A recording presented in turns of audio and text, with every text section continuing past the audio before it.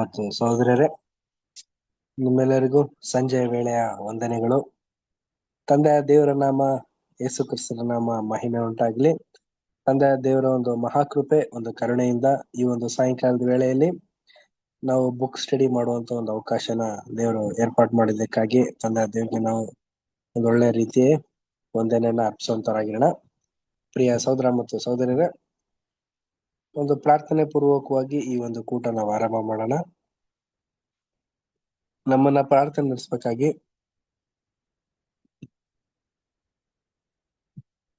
ಸಹೋದರಾದಂತ Santosh brother ಪ್ರಾರ್ಥನೆ ಮಾಡ್ಬೇಕಾ ಕೇಳ್ಕೊಳ್ತೇನೆ. ಸಂತೋಷ್ ಬ್ರದರ್. ಮಾಡ್ತೇನೆ ಬ್ರದರ್. Thank you brother.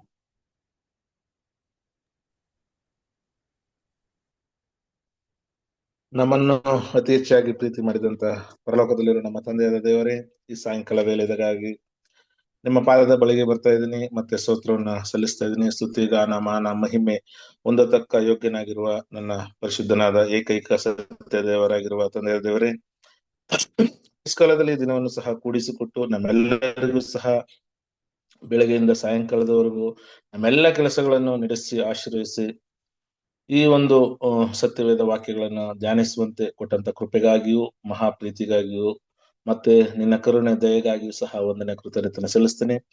ಅಪ್ಪ, ಬ್ರದರ್ ಮುಖಾಂತರ ನಮಗೆ ಬೇಕಾದ ತಿಳಿಯದ ಒಂದು ರಹಸ್ಯಗಳನ್ನ, ಸತ್ಯಗಳನ್ನ ನಮಗೆ ತಿಳಿಯಪಡಿಸಿ, ಸತ್ಯದ ಆತ್ಮನು ಬಂದಾಗ ಸಕಲ ವಿಧವಾದ ಸತ್ಯದಲ್ಲಿ ಸೇರಿಸುವ ತಿಳಿದ ಪ್ರಕಾರ ಎಲ್ಲ ವಿಧವಾದ ಸತ್ಯಗಳನ್ನ, ನಿನ್ನ ರಾಜ್ಯಕ್ಕೆ ಬೇಕಾಗಿರುವ ಎಲ್ಲ ನಮ್ಮ ಒಂದು ಸಿದ್ಧತೆಯನ್ನ, ಮತ್ತೆ ನಾವು ಯಾವ ರೀತಿ ಸಿದ್ಧರಾಗ್ಬೇಕು, ಮತ್ತೆ ಕ್ರಿಸ್ತನ ಸ್ವಾರೂಪ್ಯಕ್ಕೆ ಯಾವ ರೀತಿ ಬೆಳೆಯಬೇಕು ಅಂತ ಬ್ರದರ್ ಮುಖಾಂತರ ತಿಳಿಯಪಡಿಸಿ ಅಂತ ಕೇಳ್ಕೊತ ನಮ್ಮೆಲ್ಲರನ್ನು ಸಹ ಆಶೀರ್ವದಿಸಿ, ನಮ್ಮ ಆತ್ಮಿಕ ಕಣ್ಣುಗಳನ್ನು ತೆರೆದು, ನಮ್ಮ ಮನ ಕಣ್ಣುಗಳನ್ನು ತೆರೆದು ಕರ್ತನೆ, ನಾವು ಸತ್ಯವಾಕ್ಯಗಳನ್ನು ಧ್ಯಾನಿಸಿ ಮತ್ತೆ ಅದರಂತೆ ನಡೆದು ಕ್ರಿಸ್ತನ ಹೆಜ್ಜೆ ಜಾಡಿನಲ್ಲಿ ನಡೆದು ಶ್ರಮೆಯನ್ನು ಅನುಭವಿಸಿ ಮತ್ತೆ ಕ್ರಿಸ್ತನ ಸಾರೂಪ್ಯದಲ್ಲಿ ಬೆಳೆದು ಚಿಕ್ಕ ಹಿಂಡಿಗಾಗಿ ನಾವು ಸಿದ್ಧರಾಗುವಂತೆ ಸಹಾಯ ಮಾಡಿ ಅಂತ ಕೇಳ್ಕೊತ ಎಲ್ಲ ಸ್ತುತಿಗ ನಮ್ಮ ಮಹಿಮೆ ನಿಮಗೆ ಸಲ್ಲಿಸುತ್ತಾ ನಮ್ಮ ರಕ್ಷಕನು ಒಡೆಯನೂ ಆಗಿರುವ ಯೇಸುವಿನ ಹೆಸರಿನಲ್ಲಿ ಪ್ರಾರ್ಥಿಸುತ್ತೇನೆ, ನನ್ನ ಪ್ರೀತಿಯ ತಂದೆಯೇ.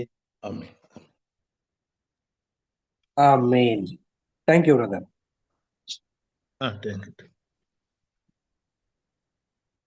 ಪ್ರೀತಿಯ ಸಹೋದರ ಮತ್ತು ಸಹೋದರರೇ, ಈ ದಿನ ಬೆಳಗಿನಿಂದ ಸಂಜೆವರೆಗೂ ಎಲ್ಲಾ ರೀತಿಯಲ್ಲೂ ಎಲ್ಲ ಕೆಲಸ ಕಾರ್ಯದಲ್ಲೂ ತಂದ ದೇವರು ನಮ್ಮನ್ನ ಉನ್ನತವಾದಂತ ರೀತಿಯಲ್ಲಿ ಕಾದು ಕಾಪಾಡಿ ಈ ಒಂದು ಸಾಯಂಕಾಲದ ವೇಳೆಯಲ್ಲಿ ಒಂದು ವಿಶೇಷವಾದಂತ ಜನಾಂಗ ಆಗಿರುವಂತ ನಮಗೆ ಅವರ ಮಗನ ಕುರಿತಾದಂತ ಹಲವಾರು ಗುಣಲಕ್ಷಣಗಳನ್ನ ಲೈಫ್ ಆಫ್ ಕ್ರೈಸ್ಟ್ ಭಾಗ 2ರಲ್ಲಿ ನಮಗೆ ಕೊಟ್ಟಿದ್ದಾರೆ. ಅದನ್ನ ಈ ದಿನ ನೋಡಿ ನಾವು ಇನ್ನೂ ಹೆಚ್ಚಾಗಿ ಈ ಒಂದು ಧ್ಯಾನ ಮಾಡುವಂತವರಾಗಿರೋಣ. ಪ್ರಿಯ ಸಹೋದರ ಮತ್ತು ಸಹೋದರ, ಕಳೆದ ವಾರ ನಾವು ನೋಡಿರೋ ಪ್ರಕಾರ ನಂಬಿಕೆ ಕುರಿತಾದಂತ ಒಂದು ಪಾಠನ ನಾವು ಕಳೆದ ವಾರ ನಾವು ನೋಡಿದ್ವಿ.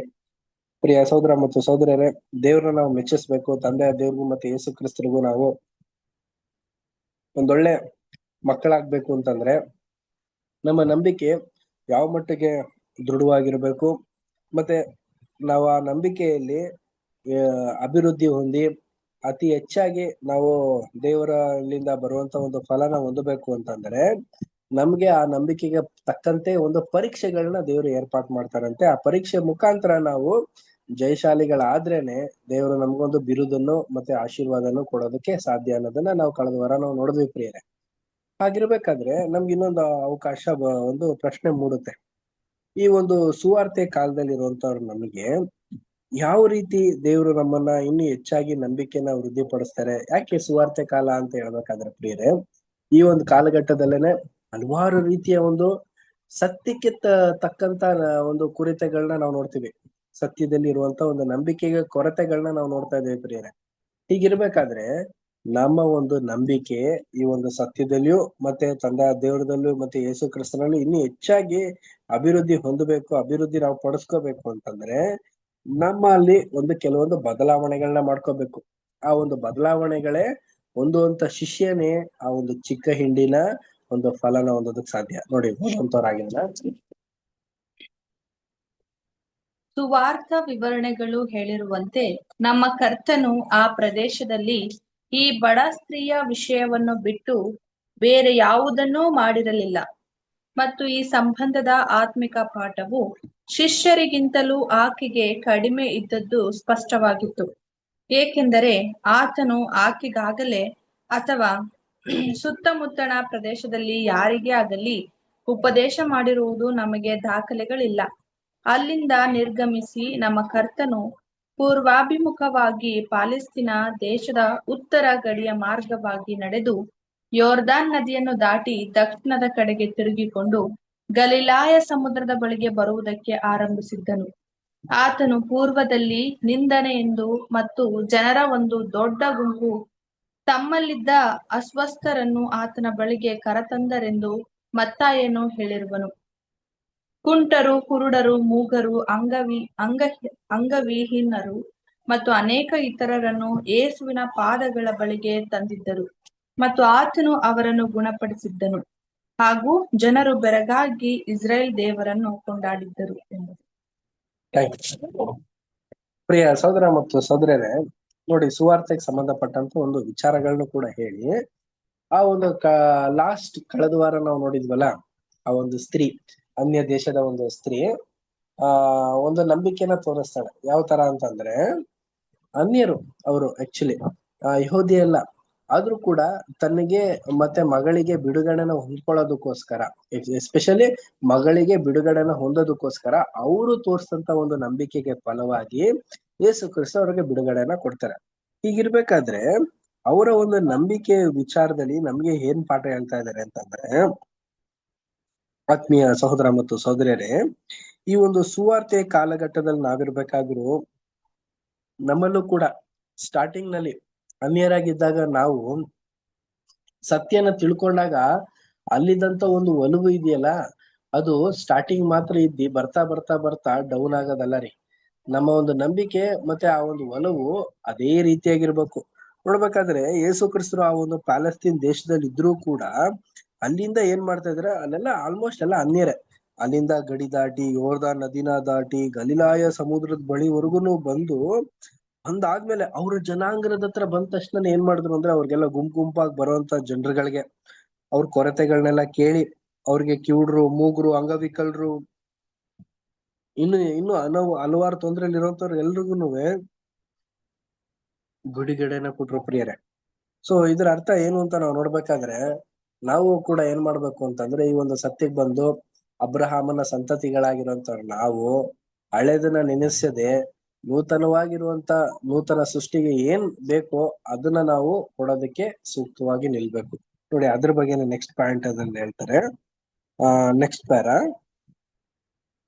ಅನ್ನು ಸಿಸ್ಟರ್ ರೀಡ್ ಮಾಡ್ತೀರಾ? ಗುಣ ಹೊಂದಿದ ಈ ಗುಂಪಿನವರಿಂದ ಒಂದು ನಿರ್ದಿಷ್ಟವಾದ ದೃಷ್ಟಾಂತವನ್ನು ನಮ್ಮ ಪಾಠವು ನೀಡಿರುವುದು. ಕಿವುಡನೂ ಮೂಕನೂ ಆಗಿರುವ ಒಬ್ಬನು ಯೇಸುವಿನ ಬಳಿಗೆ ತರಲ್ಪಟ್ಟಿದ್ದನು ಮತ್ತು ಆತನು ಅವನಿಗೆ ಗುಣಪಡಿಸಿದ್ದ ರೀತಿ ವಿಚಿತ್ರವಾಗಿತ್ತು. ಕರ್ತನು ಅವನನ್ನು ಹೊರಗೆ ಏಕಾಂತಕ್ಕೆ ಕರ್ಕೊಂಡು ಹೋದನು. ಬಹುಶಃ ಇದು ಆತನಿಗೆ ಒಂದು ಪಾಠವನ್ನು ಒತ್ತಿ ಹೇಳುವ ಸಲುವಾಗಿ ಇರಬಹುದು. ಆ ಮನುಷ್ಯನಿಗೆ ಕೇಳಿಸಿಕೊಳ್ಳಲು ಸಾಧ್ಯವಿರಲಿಲ್ಲ. ಆದುದರಿಂದ ಕರ್ತನು ಸನ್ನೆಗಳ ಮೂಲಕ ಅವನಿಗೆ ಪಾಠವನ್ನು ಹೇಳಿಕೊಟ್ಟಿದ್ದನು. ಹೇಗೆಂದರೆ, ಆತನ ನಾಲಿಗೆಯನ್ನು ಮತ್ತು ಆತನ ಕಿವಿಯನ್ನು ಮುಟ್ಟಿ ಮತ್ತು ಆಕಾಶದ ಕಡೆಗೆ ಕಣ್ಣೆತ್ತಿ ನೋಡಿ ನಿಟ್ಟುಸಿರು ಬಿಡುವುದರ ಮೂಲಕವಾಗಿ ಆ ಮನುಷ್ಯನ ಪರವಾಗಿ ಪರಲೋಕದಿಂದ ಅನುಕಂಪವು ಹುಟ್ಟಿ ಬಂದಿರುವುದಾಗಿ ತೋರಿಸಿಕೊಟ್ಟಿದ್ದನು. ಮತ್ತು ಆ ಕೂಡಲೇ ಆಶೀರ್ವಾದವು ಉಂಟಾಗಿ ಆತನು ಗುಣ ಹೊಂದಿದ್ದನು. ಆ ಪ್ರದೇಶದಲ್ಲಿ ಇದು ಮೊದಲನೆಯ ಅದ್ಭುತವಾಗಿರಬಹುದು ಮತ್ತು ಜನರ ಗುಂಪು ಬಂದದ್ದು ಸಾಧ್ಯವಿತ್ತು.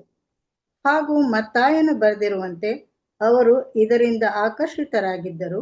ಇದು ಯಾರಿಗೂ ತಿಳಿಯಬಾರದೆನ್ನುವ ನಮ್ಮ ಕರ್ತನ ಆದೇಶವು ಆಜ್ಞೆಯಲ್ಲ, ಸಲಹೆ ಎಂದು ಆತನು ಪ್ರಚಾರವನ್ನು ಬಯಸುತ್ತಿಲ್ಲವೆಂದು ಅರ್ಥ ಮಾಡಿಕೊಂಡಿದ್ದರು.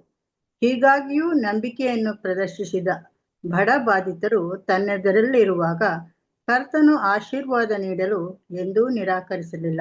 ಭೂಲೋಕದ ಎಲ್ಲ ಕುಲದವರನ್ನು ಆಶೀರ್ವದಿಸಲು ನಿಗದಿತ ಕಾಲವು ಬಂದಾಗ ನಮ್ಮ ಕರ್ತನು ಯಾರಿಂದಲೂ ಆಶೀರ್ವಾದವನ್ನು ತಡೆಯುವುದಿಲ್ಲವೆಂಬುದಾಗಿ ನಾವು ಬೋಧಿಸಲ್ಪಟ್ಟಿರುವೆವು. ಆಗ ಯಾರೆಲ್ಲರೂ ಆಶೀರ್ವಾದ ಹೊಂದಲು ಬಯಸುವರೋ ಅವರೆಲ್ಲರೂ ಆತನ ಅನುಗ್ರಹವನ್ನು ಹೊಂದಬಹುದು.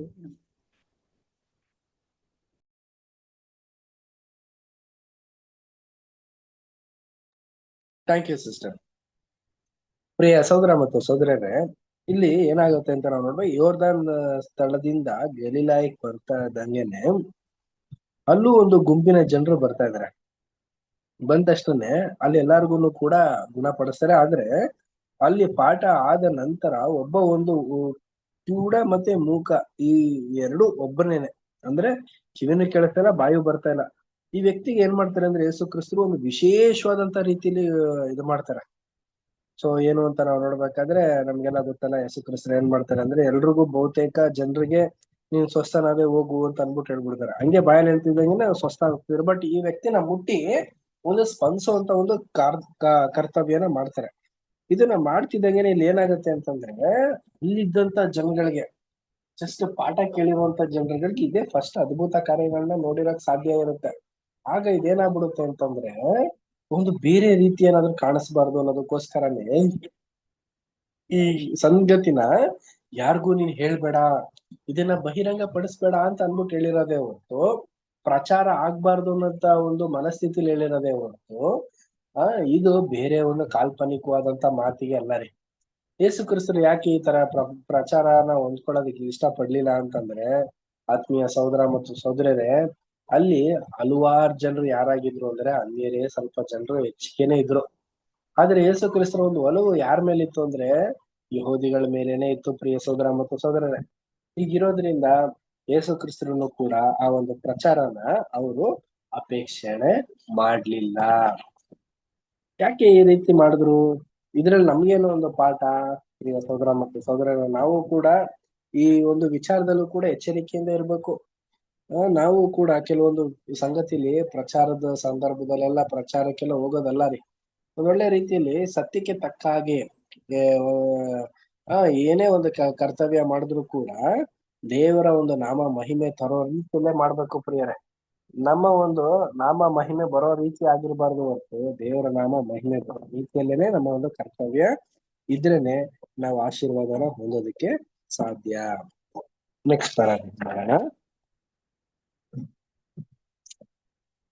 ದಿವ್ಯಾ ಸಿಸ್ಟರ್ ರೀಡ್ ಮಾಡ್ತೀರಾ ನೆಕ್ಸ್ಟ್ ಪರ?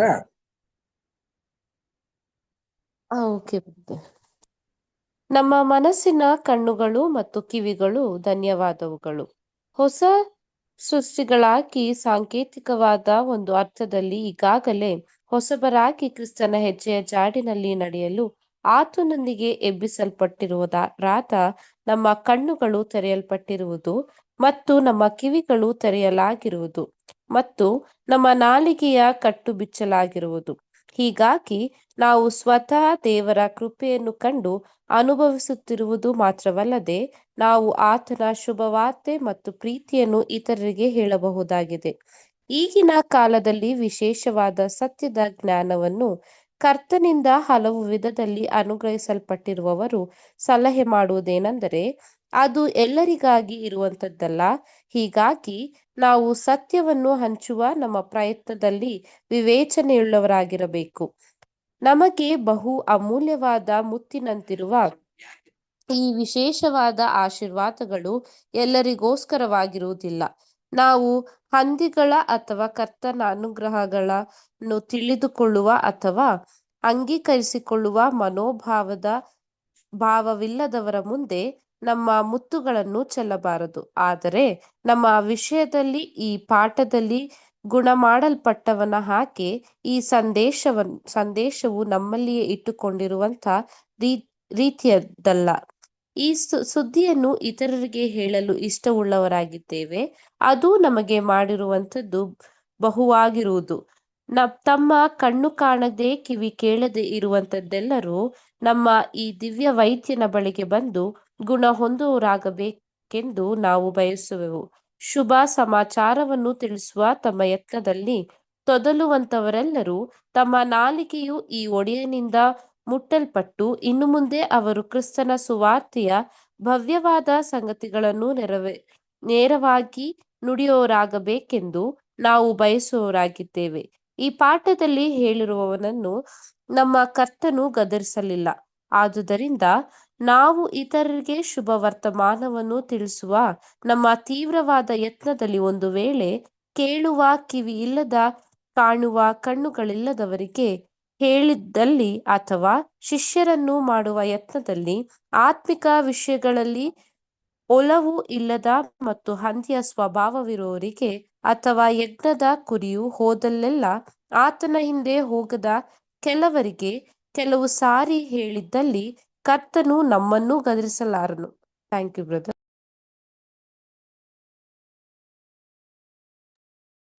ಸಿಸ್ಟರ್ ಲಾಸ್ಟ್ ಪ್ಯಾರನ ರೀಡ್ ಮಾಡ್ಬಿಡಿ ಸಿಸ್ಟರ್. Okay brother. ಈ ಪಾಠದ ಮೂಲ ತತ್ವವೆಂದರೆ ನಮ್ಮ ಮನಸ್ಸು ಆತ್ಮಗಳಲ್ಲಿ ಕ್ರಿಸ್ತನೊಂದಿಗೆ ಎಬ್ಬಿಸಲ್ಪಟ್ಟವರಾದ ನಾವು ಇನ್ನೂ ಮರಣಾಧೀನವಾದ ನಮ್ಮ ಈ ದೇಹದಲ್ಲಿರುವಾಗ ನೂತನ ಸ್ವಭಾವದಲ್ಲಿ ನಡ್ಕೊಳ್ಳೋರಾಗಬೇಕು ಮತ್ತು ಇನ್ನೂ ಮನುಷ್ಯರ ಮಧ್ಯೆ ಇರಬೇಕು. ಮೊದಲನೆಯ ಪುನರುತ್ಥಾನದಲ್ಲಿನ ಭವ್ಯವಾಗಿ ಮಾರ್ಪಡುವುದನ್ನು ಎದುರು ನೋಡುವವರಾಗಿರಬೇಕು. ಆಗ ನಾವು ನಿಜವಾಗಿಯೂ ಕರ್ತನ ಸಾರೂಪ್ಯದಲ್ಲಿರೋರಾಗಿ, ಆತನಿರುವಂತೆಯೇ ಆತನನ್ನು ನೋಡುವವರಾಗಿ, ಆತನೊಡನೆ ಪ್ರಭಾವದಲ್ಲಿ ಪಾಲುಗಾರರಾಗಿ, ಜೀವಾಶೀರ್ವಾದವನ್ನು ಮತ್ತು ಗುಣಪಡಿಸುವಿಕೆಯನ್ನು ಅಂಗೀಕರಿಸಲು ಇಚ್ಛಿಸುವವರೆಲ್ಲರಿಗೆ ಈ ಅನುಗ್ರಹಗಳನ್ನು ಹಂಚುವುದರಲ್ಲಿ ಆತನೊಡನೆ ಭಾಗವಹಿಸುವುದನ್ನು ಎದುರು ನೋಡುವವರಾಗಬೇಕು. ಈ ಮಹಿಮೆಯುಳ್ಳ ರಾಜ್ಯವು ಈಗಾಗಲೇ ಸಮೀಪವಾಗಿರುವುದೆಂಬುದನ್ನು ತಿಳಿಯಲು ನಾವು ಹರ್ಷಿಸುವವರಾಗಿದ್ದೇವೆ. Thank you brother. Thank you sister. ಪ್ರಿಯ ಸಹೋದರ ಮತ್ತು ಸಹೋದರರೇ, ಈ ಕೊನೆಯ ಒಂದು ಪಾಠದ ಕೊನೆಯಲ್ಲಿ ನಮ್ಗೆ ಒಳ್ಳೆ ಆತ್ಮಿಕವಾದಂತ ಒಂದು ಸಂದೇಶ ಮತ್ತೆ ಒಂದು ವಿಶೇಷವಾದಂತಹ ಒಂದು ಅನುಗ್ರಹನ ನಾವು ಹೊಂದಿರೋದ್ರಿಂದ ಬಗ್ಗೆ ಎಕ್ಸ್ಪ್ಲನೇಷನ್ ಸಹೋದರ ಅಂತ ರಜಲ್ ಬ್ರದರ್ ಅವ್ರು ಕೊಡ್ತಾ ಇದ್ದಾರೆ. ನೋಡಿ, ನಾವೆಲ್ಲ ಥ್ಯಾಂಕ್ಸ್ ಹೇಳ್ಬೇಕಂತ, ದೇವ್ರಿಗೆ ಧನ್ಯವಾದನ ಅರ್ಪಿಸ್ಬೇಕು. ನೋಡಿ, ನಮ್ಗೆ ಕಣ್ ಕಾಣಿಸ್ತಾ ಇದೆ, ನಮ್ಗೆ ಕಿವಿ ಕೇಳಿಸ್ತಾ ಇದೆ, ದೇವ್ರಿಗೆ ನಾವು ಕೃತಜ್ಞತೆನ ಅರ್ಪಿಸೋಂತರಾಗಿರ್ಬೇಕು ಪ್ರಿಯರೇ. ಆಗಿನ ಕಾಲದಲ್ಲಿ ಎಷ್ಟೋ ಜನರಿಗೆ ಕಣ್ಣು ಕಿವಿ ಕೇಳಿಸ್ತಿರಲ್ಲ, ಯೇಸು ಕ್ರಿಸ್ತ ಇದ್ದಂತ ಸಂದರ್ಭದಲ್ಲೇ. ಬಟ್ ಈಗ್ಲೂ ಕೂಡ ಕೆಲವ್ರಿಗೆ ಕಣ್ಣು ಕಿವಿ ಕೇಳಿಸಲ್ಲ ರೀ. ಯಾವ್ದ್ರ ಬಗ್ಗೆ? ಸತ್ಯದ ಗೋಚರ ಗೊತ್ತಿಲ್ದೇ ಇರೋ ರೀತಿಯಲ್ಲಿ ಇರ್ತಾರೆ. ಅಂದ್ರೆ ಹೆಸರು ಕ್ರೈಸ್ತರಾಗಿ ವಾಕ್ಯದ ಪ್ರಕಾರ ಕೇಳ್ದೇನೆ, ವಾಕ್ಯದ ಪ್ರಕಾರ ನಡ್ಕೊ ಅಂತ ಹೇಳಿದ್ರು ಕೂಡ ನಡ್ಕೊಳ್ದೇನೆ ಕಾಣ್ದಿರೋ ತರ ಇರೋಂತ ಒಂದು ಹಲವಾರು ಮಂದಿ ಇದ್ದಾರೆ ಪ್ರಿಯರೇ. ಇವರೆಲ್ಲ ಏನಾಗಿದ್ದಾರೆ ಅಂತ ನಾವು ನೋಡ್ಬೇಕು, ಹಿಪೋಕ್ರೈಸ್ಟ್ ಅಂತಾನು ಕೂಡ ನಾವು ನೋಡಿದೀವಿ ಬೈಬಲ್ ಕ್ಲಾಸಸ್ ಅಲ್ಲಿ. ಸೊ ಈಗ ಇರ್ಬೇಕಾದ್ರೆ ಇವರೆಲ್ಲಾರ್ಗಿಂತ ನಾವು ಚಿಕ್ಕ ಹಿಂಡಾಗಿರುವಂತ ಮಕ್ಕಳಾಗಿರುವಂತ ನಮ್ಗೆ ಈ ಒಂದು ಸಂಗತಿ ನಮ್ಗೆ ತುಂಬಾ ಒಳ್ಳೇದು ಪ್ರಿಯರೇ. ನಮ್ಗೆ ಆದಿ ಕಾಂಡದಿಂದ ಪ್ರಕಟಣೆವರೆಗೂ ಕೂಡ ಎಷ್ಟೋ ವಿಚಾರಗಳು, ಎಷ್ಟೋ ರಹಸ್ಯಗಳು, ಎಷ್ಟೋ ನಿಗೂಢವಾದಂತ ವಿಚಾರಗಳನ್ನ ದೇವರು ನಮಗ್ ತಿಳಿಸಿದ್ದಾರೆ. ಮತ್ತೆ ತಂದೆಯ ದೇವರ ಒಂದು ಪ್ರೀತಿ, ವಾತ್ಸಲ್ಯ, ಯೇಸು ಕ್ರಿಸ್ತರು ನಮಗೋಸ್ಕರ ಪಟ್ಟಂತ ಒಂದು ಕಷ್ಟ ಸಂಕಟಗಳು, ಇದನ್ನೆಲ್ಲ ನಾವು ಮನದಟ್ಟು ಮಾಡ್ಕೊಂಡು ನಮ್ಮ ಒಡೆಯನ್ಗೆ ನಾವು ಮೆಚ್ಚುಗೆನ ತರಬೇಕು. ನಮ್ ತಂದೆಯ ದೇವರಿಗೆ ನಾವು ಕೃತಜ್ಞತೆನ ಸಲ್ಲಿಸ್ಬೇಕು. ಒಂದು ವೇಳೆ ನಮ್ ಕಿವಿ ಕೇಳಿಸಿದ್ರು ಇದನ್ನೆಲ್ಲ ಮಾಡಿದ್ರು ಕೂಡ ಮಾಡದೇ ಇರೋ ರೀತಿಯಲ್ಲಿ ಏನಾದ್ರೂ ನಮ್ಮ ವರ್ತನೆ ಮಾಡಿದ್ರೆ ಅದು ಏನಾಗಿರುತ್ತೆ ಅಂತಂದ್ರೆ ಹಿಂದಿನ ಸ್ವಭಾವಕ್ಕೆ ಹೊಂಟೋಗ್ಬಿಡುತ್ತೆ. ಅಂದ್ರೆ ಈಗಿಗಿಂತ ಕೊಲಾಪ್ಸ್ ಆಗೋಗ್ತೀವಿ, ಅಂದ್ರೆ ಸ್ಥಿತಿಗತಿ ಚೆನ್ನಾಗಿರೋದಿಲ್ಲ ಅನ್ಬಿಟ್ಟನೆ ಅರ್ಥ ಪ್ರಿಯರೇ. ಪ್ರಿಯ ಸಹೋದರ ಮತ್ತು ಸಹೋದರರೇ, ಈ ಒಂದು ಪಾಠದ ಮೂಲಕ ನಮ್ಗೆ ಏನ್ ಹೇಳ್ತಾ ಇದಾರೆ ಅಂದ್ರೆ, ನಮ್ಮ ಮನಸ್ಸು, ನಮ್ಮ ಆತ್ಮಿಕವಾದಂತ ಕ್ರಿಸ್ತನ ಒಂದು ಚಟುವಟಿಕೆಗಳು, ನಮ್ಮ ದೇಹದ ಒಂದು ನಿಯಂತ್ರಣ, ಮತ್ತೆ ಮನುಷ್ಯರ ಮಧ್ಯದಲ್ಲಿ ಇರ್ಬೇಕಾಗಿರುವಂತ ಒಂದು ವಿಶೇಷವಾದಂತ ಒಂದು ಸಂಗತಿ, ಮೊದಲನೇ ಪುನರುತ್ಥಾನ ಹೊಂದ್ಬೇಕು ಅಂತ ಅನ್ಬಿಟ್ಟು ನಾವೆಲ್ಲ ಪಡ್ತಾ ಇರೋ ಒಂದು ಕಷ್ಟ ಸಂಕಟಗಳು, ಇದನ್ನೆಲ್ಲ ನಾವು ಮನಸ್ಸಿನಲ್ಲಿ ಇಟ್ಕೊಂಡು ಅನುದಿನವೂ ನಾವು ಒಂದು ವಿಶೇಷವಾದಂತ ರೀತಿಯ ಒಂದು ಪರೀಕ್ಷೆಗೆ ಹೋಗ್ತಾ ಇದೀವಿ ಅನ್ನೋ ರೀತಿಯಲ್ಲೇನೆ ನಾವಿರ್ಬೇಕು. ಯಾವುದೇ ಕಾರಣಕ್ಕೂ ಗುಣಗುಟ್ಬಾರ್ದು. ಇದೆಲ್ಲ ಕಿವಿ ಮಾತುಗಳನ್ನ ನಮ್ಗೆ ಹೇಳ್ತಾ ಇದಾರೆ ಪ್ರಿಯರೇ. ಸೊ ನಮ್ಗೆ ಈ ಒಂದು ಭಾಗ್ಯ ಸಿಕ್ಕಿದೆ, ಇದು ಬರೀ ಭಾಗ್ಯವಲ್ಲ ರೀ, ಸೌಭಾಗ್ಯ ಸಿಕ್ಕಿರುವಂತ ಈ ಒಂದು ಸತ್ಯನ ನಾವು ವಿಶೇಷವಾದಂತ ರೀತಿಯಲ್ಲಿ ನಾವು ಹಿಡ್ಕೊಂಡು ಮುಂದೆ ಬರುವಂತ ಕ್ರಿಸ್ತನ ಒಂದು ರಾಜ್ಯದಲ್ಲೂ ಕೂಡ ಇನ್ನು ಪ್ರಬಲವಾಗಿ ನಾವು ನಡೆಸ್ಬೇಕು ಅಂದ್ಬಿಟ್ಟು ಸಹೋದರ ಅಂತ ರಘುಲ್ ಬ್ರದರ್ ಹೇಳ್ತೇನೆ. ಸೊ ಇಲ್ಲಿಗೆ ಇವತ್ತಿನ ಒಂದು ಪಾಠ ಮುಗಿಯುತ್ತೆ. ನೆಕ್ಸ್ಟ್ ವಿಶೇಷವಾದಂತ ಒಂದು ಪಾಠ, ಇದು ಬಂದು ರೀಪ್ರಿಂಟ್ 5103 ಬರ್ದಿರುವಂತ ಒಂದು ವಿಶೇಷವಾದಂತ ಒಂದು ಪಾಠ, ಎಲ್ಲ ಚೆನ್ನಾಗಿ ಮಾಡಿದ್ದೇನೆ ಅನ್ನೋ ಒಂದು ಪಾಠನ ನಾವು ನೋಡ್ತಾ ಇದೀವಿ ಪ್ರಿಯರೇ. ಸೊ ಈ ಒಂದು ಪಾಠನ ಕಂಟಿನ್ಯೂ ಮಾಡೋಣ. ನವಿತಾ ಸಿಸ್ಟರ್ ಇದ್ ಮಾಡಿ. Okay brother. ಎಲ್ಲ ಚೆನ್ನಾಗಿ ಮಾಡಿದ್ದಾನೆ. ರಿಫರೆನ್ಸ್ ಪುಟ 5103. ಮಾರ್ಕ 7ನೇ ಅಧ್ಯಾಯ 31ನೇ ವಚನದಿಂದ 8ನೇ ಅಧ್ಯಾಯ 10ನೇ ವಚನ. ಎಲ್ಲ ಚೆನ್ನಾಗಿ ಮಾಡಿದ್ದಾನೆ. ಕಿವುಡರಾದರೂ ಕೇಳುವಂತೆ ಮಾಡುತ್ತಾನೆ, ಮೂಕರಾದರೂ ಮಾತನಾಡುವಂತೆ ಮಾಡುತ್ತಾನೆ. ಮಾರ್ಕ 7ನೇ ಅಧ್ಯಾಯ 37ನೇ ವಚನ. ಇಂದಿನ ಅಧ್ಯಯನದಲ್ಲಿ ಯೇಸು ಮಾಡಿದ ತನ್ನ ಅದ್ಭುತಗಳ ಮೂಲಕ ಗುಣ ಹೊಂದಿದವರಿಗೆ ವಿಶೇಷವಾಗಿ ಹಾಗೂ ಸಾಮಾನ್ಯವಾಗಿ ಅವುಗಳನ್ನು ನೋಡಿ ಸಾಕ್ಷಿಗಳಾಗಿದ್ದವರೆಲ್ಲರಿಗೆ ದೇವರ ಮೇಲೆ ಅವರ ನಂಬಿಕೆಯನ್ನು ದೃಢಪಡಿಸುವ ಸಲುವಾಗಿ ಈ ಅದ್ಭುತವನ್ನು ನಡೆಸಿದ್ದ ಶಕ್ತಿಯು ದೇವರಿಂದ ಬಂದದ್ದು ಎಂಬುದನ್ನು ಎಲ್ಲರಿಗೂ ಭೇದವಿಲ್ಲದೆ ಗ್ರಹಿಕೆಯಾಗುವಂತೆ ಮಾಡಿದ್ದ ಅಂಶವನ್ನು ನಾವು ಗಮನಿಸಿರುವೆವು. ನಮ್ಮ ಇಂದಿನ ಪಾಠವು ಈ ಸಂಬಂಧದಲ್ಲಿ ಒಂದು ವಿಶೇಷ ನಿದರ್ಶನವನ್ನು ನೀಡುವುದು. ಮೂಕನಾಗಿದ್ದು ಮಾತನಾಡಲು ತೊದಲುತ್ತಿದ್ದ ಒಬ್ಬ ವ್ಯಕ್ತಿಯನ್ನು ಗುಣಪಡಿಸಿಕೊಳ್ಳಲು ರಕ್ಷಕನ ಬಳಿಗೆ ಕರಕೊಂಡು ಬಂದಿದ್ದರು. ಆತನ ಮೇಲೆ ಕೈಯಿಡಬೇಕೆಂದು ಅವರು ಬೇಡಿಕೊಂಡಿದ್ದರು. Thank you sister. ಪ್ರಿಯ ಸಹೋದರ ಮತ್ತು ಸಹೋದರರೇ, ನೋಡಿ, ಇದು ಒಂದು ರೀಪ್ರಿಂಟ್ 5103 ರಚಿಸಿದಂತ ಒಂದು ಪಾಠ ಆಗಿದೆ. ಇದು ಒಂದು ಆಧಾರ ವಚನ ಮಾರ್ಕ 7ನೇ ಅಧ್ಯಾಯ 31 ಮತ್ತೆ 8ನೇ ಅಧ್ಯಾಯ 10ನೇ ವಚನದಲ್ಲಿ ಇದೆ. ಪ್ರಿಯ ಸಹೋದರ ಮತ್ತು ಸಹೋದರರೇ, ಈ ಒಂದು ಪಾಠ ಯಾವ ಒಂದು ವಿಚಾರದಲ್ಲಿ ಹೇಳ್ತಾ ಇದ್ದಾರೆ ಅಂತಂದ್ರೆ, ಯೇಸು ಕ್ರಿಸ್ತರು ಮಾಡಿರುವಂತ ಎಲ್ಲ ಅದ್ಭುತ ಕಾರ್ಯದ ಬಗ್ಗೆ ಇಂಟ್ರೊಡಕ್ಷನ್ ಕೊಡ್ತಾ ಇರೋದು ನಮ್ಗೆ. ಸೊ ಏನೇ ಮಾಡಿದ್ರು ಯೇಸು ಕ್ರಿಸ್ತು ಪರ್ಫೆಕ್ಟ್ ಆಗಿ ಮಾಡ್ತಾರೆ ಅಂದ್ಬಿಟ್ಟನೆ ಅರ್ಥ ಪ್ರಿಯರೇ. ಸೊ ನಮ್ಗೆ ಇಂದಿನ ಅಧ್ಯಾಯದಲ್ಲೂ ಕೂಡ ಹಲವಾರು ಸಂಗತಿಗಳನ್ನ ಹೇಳಿದ್ರು. ಯಾವ ರೀತಿ ಅವರ ಅದ್ಭುತ ಕಾರ್ಯಗಳ ಮೂಲಕ ಗುಣ ಹೊಂದಿರೋ ಒಂದು ವಿಚಾರಗಳ ಬಗ್ಗೆ ನಮ್ಗೆ ಹಿಂದಿನ ಪಾಠದಲ್ಲೂ ಕೂಡ ಹೇಳಿ ಸಾಕ್ಷಿಗಳನ್ನೆಲ್ಲ ಕೊಟ್ರು. ಹೀಗಿರ್ಬೇಕಾದ್ರೆ ನಾವು ಇದೆಲ್ಲ ಪಾಠ ಕೇಳ್ಬೇಕಾದ್ರೂ ದೇವರ ಮೇಲೆ ನಮ್ ನಂಬಿಕೆ ದೃಢವಾಗಿರ್ಬೇಕಂತೆ ಪ್ರಿಯರೇ. ಮತ್ತೆ ದೇವರ ಒಂದು ಶಕ್ತಿಯ ಮೇಲೂ ಕೂಡ ನಾವು ವಿಶ್ವಾಸನ ಇಡ್ಬೇಕು. ಹಾಗೇನೆ ಪ್ರಿಯ ಸಹೋದರ ಮತ್ತು ಸಹೋದರರೇ, ವಿಶೇಷವಾಗಿ ನಮ್ಗೆ ಇನ್ಸ್ಟ್ರಕ್ಷನ್ ಏನ್ ಕೊಡ್ತಾ ಇದಾರೆ ಅಂತಂದ್ರೆ, ಯೇಸು ಕ್ರಿಸ್ತರು ಒಬ್ಬೊಬ್ಬ ವ್ಯಕ್ತಿಗೂ ಕೂಡ ಗುಣಪಡಿಸಿರ್ಬೇಕಾದ್ರೆ ಅವ್ರಿಗೆ ವಿಶೇಷವಾದಂತ ರಕ್ಷಣೆ ಹೊಂದಿರ್ತಾರೆ ಅನ್ಬಿಟ್ಟು ಹೇಳ್ತಾ ಇದಾರೆ. ಅಂದ್ರೆ ಯಾವ ರೀತಿ, ಈಗ ಅವರು ಆತ್ಮಿಕವಾಗಿ ಬರ್ತಾರ, ಶಾರೀರಿಕವಾಗಿ ಮಾತ್ರ ಗುಣ ಹೊಂದಿದಾರಲ್ಲ, ಆತ್ಮಿಕವಾಗಿ ಗುಣ ಹೊಂದೋದ್ ಹೆಂಗೆ ಪ್ರಿಯ ಸಹೋದರ ಮತ್ತು ಸಹೋದರರೇ? ಅವ್ರನ್ನೆಲ್ಲ ಶಾರೀರಿಕವಾಗಿ ಗುಣಪಡಿಸಿದರೆ. ನಮ್ಗೆ ಈಗ ಶಾರೀರಿಕವಾಗಿ ಗುಣ ಏನು ಬೇಕಾಗಿಲ್ಲ ರೀ, ನಮ್ಗೆ ಆತ್ಮಿಕವಾಗಿ ದೇವ್ರು ಗುಣಪಡಿಸ್ಬೇಕು. ಇದೇ ನಮ್ಮ ಇಂಟ್ರೊಡಕ್ಷನ್ ಅಲ್ಲಿ ಹೇಳ್ತಾ ಇರೋದು. ನೋಡಿ, ನೆಕ್ಸ್ಟ್ ಪ್ಯಾರದಲ್ಲಿ ಯಾವ ರೀತಿ ನಾವು ಆತ್ಮಿಕವಾಗಿ ದೇವರೊಟ್ಟಿಗೆ ಉಜ್ಜೂಡಾಗ್ಬೇಕು ಅನ್ನೋದನ್ನ ವಿವರಣೆ ಮಾಡ್ತಾರೆ. ಹೀಗೆ ನಡೆಸಲಾಗುತ್ತಿದ್ದ ಅದ್ಭುತಗಳಲ್ಲಿ ಹೆಚ್ಚಾದವುಗಳನ್ನು ಕೈ ಹಿಡಿಯುವ ಮೂಲಕವಾಗಿ ಮಾಡಲಾಗುತ್ತಿತ್ತೆಂಬುದು ಸ್ಪಷ್ಟವಾಗಿ ಕಾಣಬರುತ್ತದಾದರೂ ಕೆಲವರು ಆತನನ್ನು ಮುಟ್ಟುವುದರ ಮೂಲಕವಾಗಿ ಇಲ್ಲವೇ ಆತನ ಉಡುಪನ್ನು ಮುಟ್ಟುವುದರ ಮೂಲಕವಾಗಿ ಗುಣ ಹೊಂದುತ್ತಿದ್ದಾರೆಂಬ ಉಲ್ಲೇಖಗಳು ಸಹ ಇರುವವು. ಎರಡನೆಯದಾಗಿ ಹೇಳಿರುವ ಸಂಗತಿಗಳಲ್ಲಿ ಗುಣವಾದ ವ್ಯಕ್ತಿಯು ನಂಬಿಕೆಯನ್ನು ಪ್ರಯೋಗಿಸುತ್ತಿದ್ದಾನೆಂಬುದು ಸ್ಪಷ್ಟವಾಗಿತ್ತು. ಇಲ್ಲವಾದಲ್ಲಿ ಅವನು ಗುಣವಾಗುವ ಅಪೇಕ್ಷೆಯಿಂದ ಉಡುಪನ್ನು ಮುಟ್ಟುತ್ತಿರಲಿಲ್ಲ. ಒಂದು ಸ್ಥಳದಲ್ಲಿ ಅಲ್ಲಿದ್ದವರಿಗೆ ನಂಬಿಕೆ ಇಲ್ಲದ ಕಾರಣ ಯೇಸುವಿಗೆ ಅನೇಕ ಮಹತ್ ಕಾರ್ಯಗಳನ್ನು ನಡೆಸಲು ಸಾಧ್ಯವಾಗಲಿಲ್ಲವೆಂಬುದನ್ನು ನಾವು ಬೇರೊಂದು ಸಂದರ್ಭದಲ್ಲಿ ಓದುತ್ತೇವೆ. ಆದುದರಿಂದ ಗುಣಪಡಿಸುವ ಶಕ್ತಿಯು ಇಚ್ಛಾಪೂರ್ವಕವಾಗಿಯೂ ಅಥವಾ ಇಚ್ಛಾಪೂರ್ವಕವಾಗಿ ಇಲ್ಲದೆಯೂ ನಂಬಿಕೆಯನ್ನು ಪ್ರಯೋಗಿಸುವುದರ ಜೊತೆಗೂಡುತ್ತಿರುತ್ತಿತ್ತು. ಆ ನಂಬಿಕೆಯು ರೋಗಿಯಲ್ಲಿಯೂ ಇಲ್ಲವೇ ಆತನಿಗೋಸ್ಕರವಾಗಿ ಆತನ ಸ್ನೇಹಿತರಲ್ಲಿಯೂ ಇರುತ್ತಿತ್ತು ಎಂಬುದು. Thank you.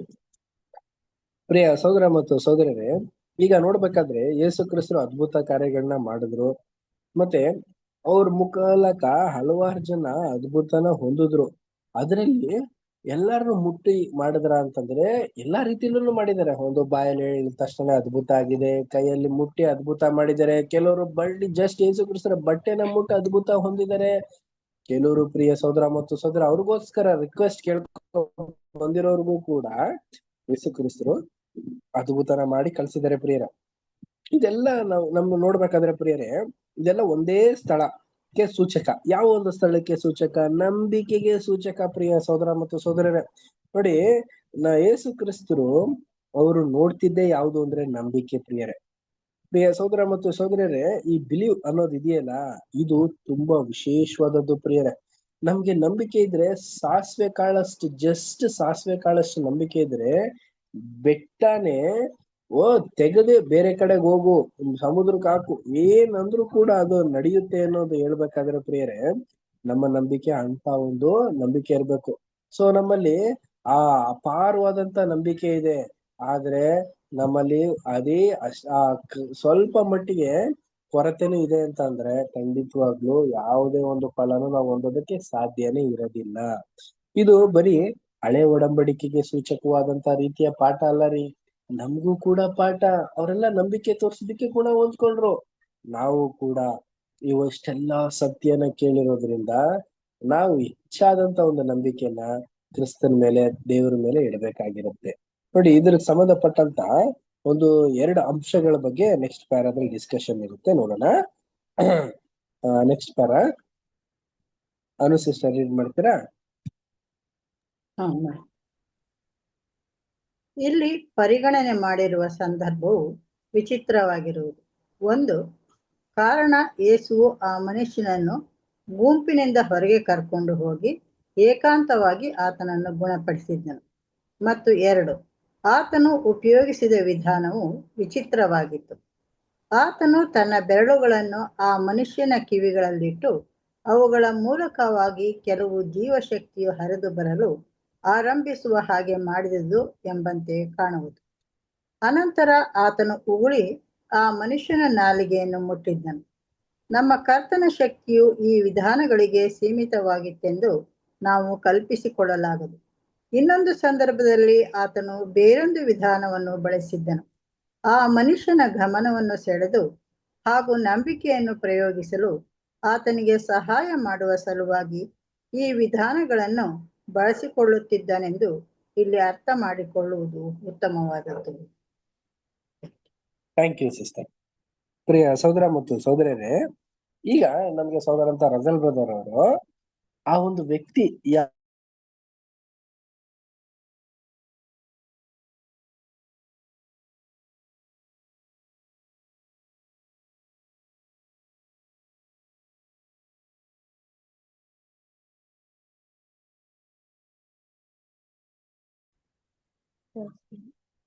ಕನೆಕ್ಷನ್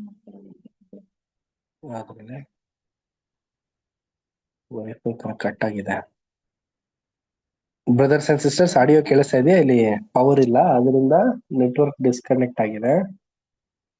ಕೇಳಿಸ್ತಾ ಇದೆ. ಕೇಳಿಸ್ತಾ ಇದೆಯಾ? Thank you. ಒಂದ್ ನಿಮಿಷ, ಪವರ್ ಕಟ್ ಆಗ್ಬಿಟ್ಟಿದೆ. ಟಾರ್ಚ್ ಆನ್ ಮಾಡ್ಕೊಳ್ತೀನಿ.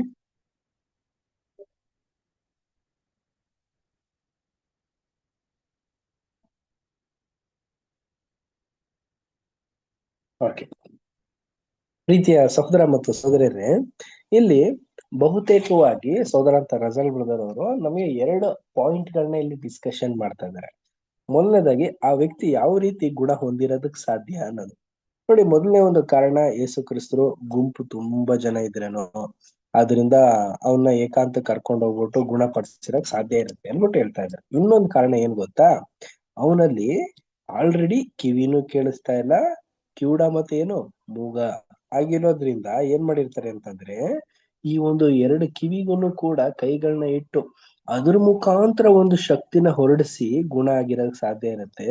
ಮತ್ತೆ ಆ ಒಂದು ಎಂಜಿಲಿನ ಮುಖಾಂತರ ಆ ಒಂದು ನಾಲ್ಗೆನ ಟಚ್ ಮಾಡಿ ಗುಣಪಡಿಸಿರೋದಕ್ ಸಾಧ್ಯತೆ ಇರುತ್ತೆ.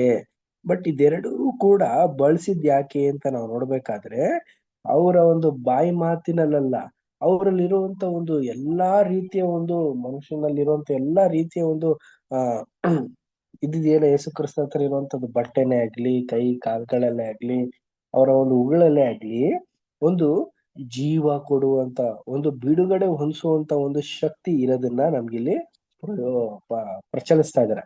ಸೊ ಇದು ಆಕ್ಚುಲಿ ನಾವು ನೋಡ್ಬೇಕಾದ್ರೆ ಇದು ಒಂದು ಸೈಂಟಿಫಿಕ್ ಆಗಿ ನಾವು ಥಿಂಕ್ ಮಾಡೋದಾದ್ರೆ ಖಂಡಿತವಾಗ್ಲೂ ಯೇಸು ಕ್ರಿಸ್ತರ ಹತ್ರ ಇರುವಂತ ಎಲ್ಲಾ ಆ ಒಂದು ನರನಾಡಿ ಜೀವ ಕಣ ಶಾಖದಲ್ಲೂ ಕೂಡ ಏನಿದೆ ಅಂತಂದ್ರೆ, ಇನ್ನೊಬ್ರಿಗೆ ಬಿಡುಗಡೆನ, ಇನ್ನೊಬ್ರಿಗೆ ಗುಣನ ಪಡಿಸುವಂತ ಒಂದು ಶಕ್ತಿ ಅಡಕವಾಗಿದೆ ಪ್ರಿಯರೇ. ಸೊ ನೆಕ್ಸ್ಟ್ ನಾವು ರೀಡ್ ಮಾಡೋಣ. Next para Divya sister read ಮಾಡ್ತೀರಾ? ಓಕೆ.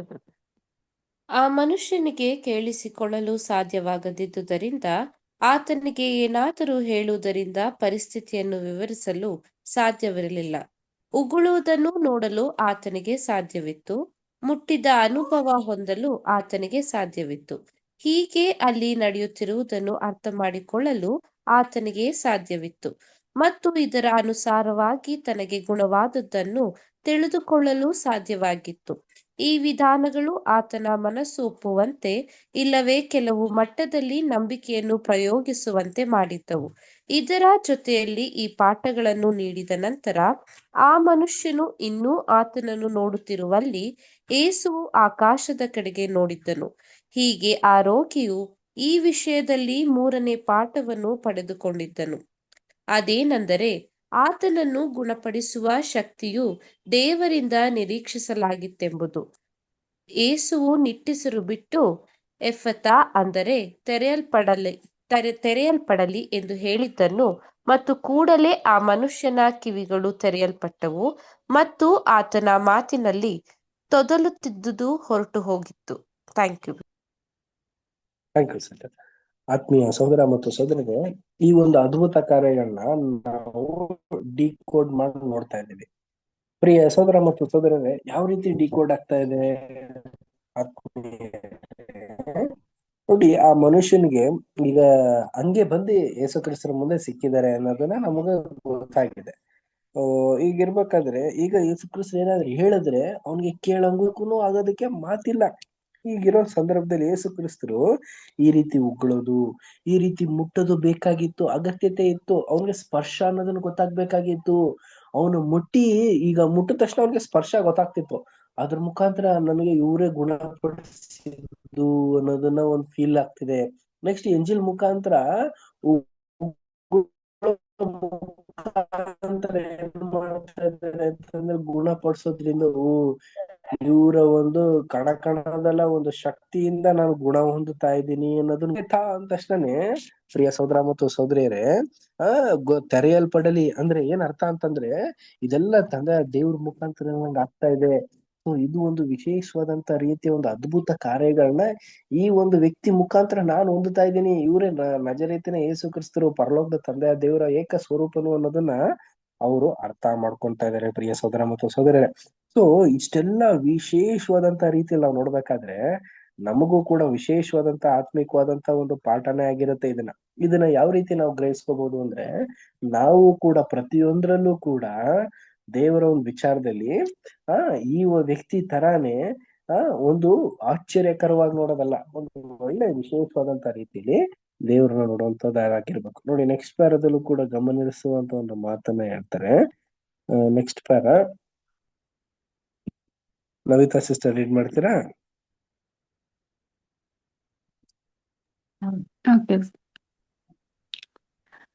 ಯೇಸುವು ನಿಟ್ಟುಸಿರು ಬಿಟ್ಟನೆಂದು ಹೇಳಿರುವುದು ಗಮನಾರ್ಹವಾದದ್ದು.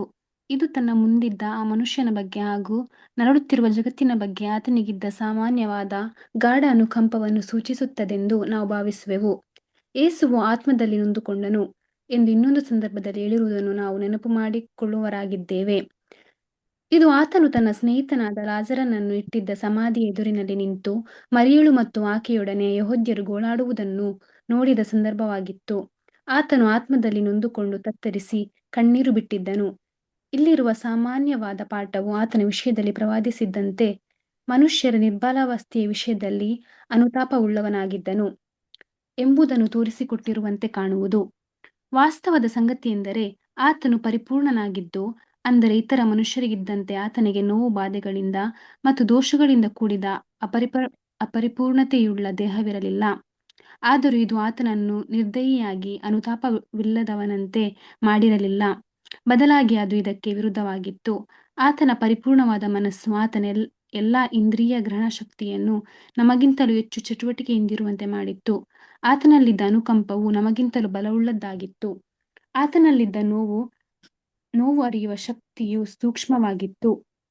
ಪರಿಪೂರ್ಣತೆಯಿಂದ ಬಿಟ್ಟು ಹೋದ ಮಾನವ ಕುಲದವರಾದ ನಾವು ನಮ್ಮ ಸುತ್ತಲಿರುವ ದುಃಖಕರ ಸನ್ನಿವೇಶಗಳಿಗೆ ಎಷ್ಟು ಒಗ್ಗಿ ಹೋಗಿರುವೆವೆಂದರೆ ಅವು ನಮಗೆ ದಿನನಿತ್ಯದ ಸಂಗತಿಗಳಂತಾಗಿ ತೋರಿ ನಾವು ಅವುಗಳನ್ನು ಸಹಜವಾದದ್ದೆಂದು ಎನಿಸುವ, ನಿರ್ಲಕ್ಷಿಸುವ ಪ್ರವೃತ್ತಿಯುಳ್ಳವರಾಗಿದ್ದು, ಮನುಷ್ಯನ ಸಹಜವಾದ ಸ್ಥಿತಿಯು ಪರಿಪೂರ್ಣತೆಯುಳ್ಳದ್ದೆಂದು ಮತ್ತು ಈ ದೋಷಪೂರಿತವಾದ ಸ್ಥಿತಿಯು ಸಹಜವಾದುದಲ್ಲವೆಂಬುದನ್ನು ಮರೆತು ಹೋಗಿರುವೆವು.